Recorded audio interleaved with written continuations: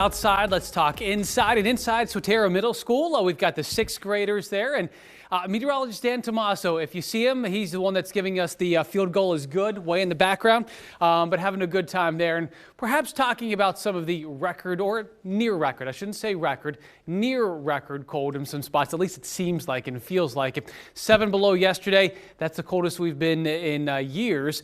For a lot of us today, still very cold this morning. But not as many sub-zero. As we go outside Eville, Gettysburg, Lewistown, and Harrisburg, and we notice that, yes, we've got nothing but clear skies for a lot of us. There will be a few clouds drifting in later on.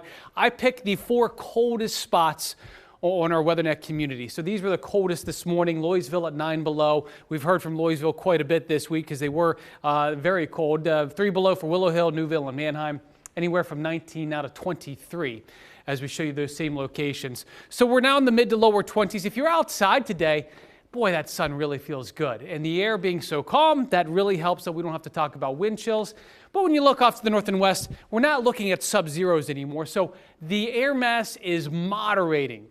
It's not warming very quickly as perhaps we would like, but it's moderating, and that's the good news as the high pressure still is in here in place. As we show you moving through tomorrow, we'll get back to, I would say, more mix of clouds and sunshine over the next couple of days, but still very quiet weather for us. There's not a lot. Anytime you get a very, very cold air mass, there's not a lot of moisture to work with. So that's why as we move into the weekend, as we start to moderate those temperatures a little bit, getting above freezing, there will be at least some moisture in the form of clouds, but we're not looking at any type of snow or rain or anything like that right through the weekend. So weekend plans, hopefully you have at least some outdoor weekend plans. Get out there and at least get a little bit of fresh winter air. Here's your weekend outlook. That highs tomorrow. I know it sounds chilly, same for Saturday, but we bounce into the mid to upper 30s on Sunday. And overall, it's not bad weather conditions here for us as we move into the next 7 days too. It seems like we're climbing out of the coldest air of the season, perhaps the coldest air of winter too, as we move into the last remaining days of January.